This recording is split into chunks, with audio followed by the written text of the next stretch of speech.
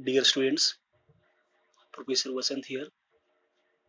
Now let us start with the module 3 of object-oriented concepts.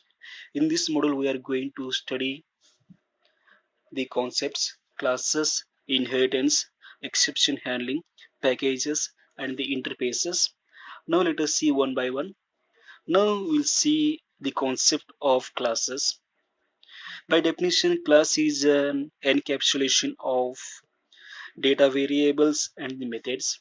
In the simple words, a class is a collection of variables and the functions. Class is the core element of the Java. As you know that Java is a purely object-oriented language.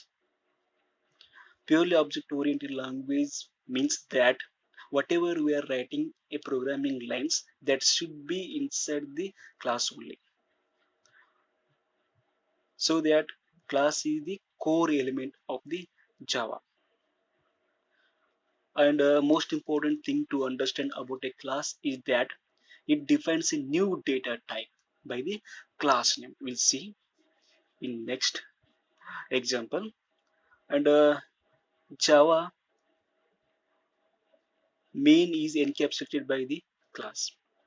So that main method is there inside the class. Suppose a program, Java program is having the two or many classes, among which only one class is having the main method. That is a public static void main in the Java, from which only the program execution will begin. And also class is a template for an object, or it is a model of an object, and the object is a instance of a class. Instance is a just object is a representative of the class. And here we'll see the general form of a class or structure of the class. You see here class is the keyword and followed by the name of the class, okay, and opening brace and the closing brace. Inside this structure we are having the variables and the methods here. You see here type, the data type, instance variable 1, and so on, so on, so on, type into instance variable n, so that we are having the n number of variables. He has mentioned the instance variables are the variables, okay, which are inside the class and outside of any method and any blocks. The blocks concept we'll see in further videos. So that what is instance variable? Instance variables are the variables which are inside the class and outside of any method and the blocks. And after that we are having the type, method name, and parameter list. In the parameter list we are having some of the uh, parameters. And here you see methods contain the code which determines how the variables can be used here. Okay, methods are having the what method can do. So that here class, class name, okay, class is having the variables and the methods here. Okay, we'll see in detail in the further example.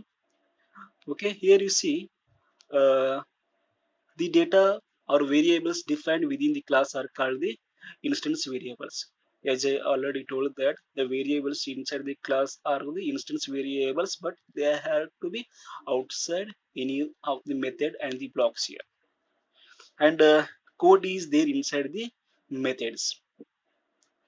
And collectively, methods and variables defined within a class are called members of the class.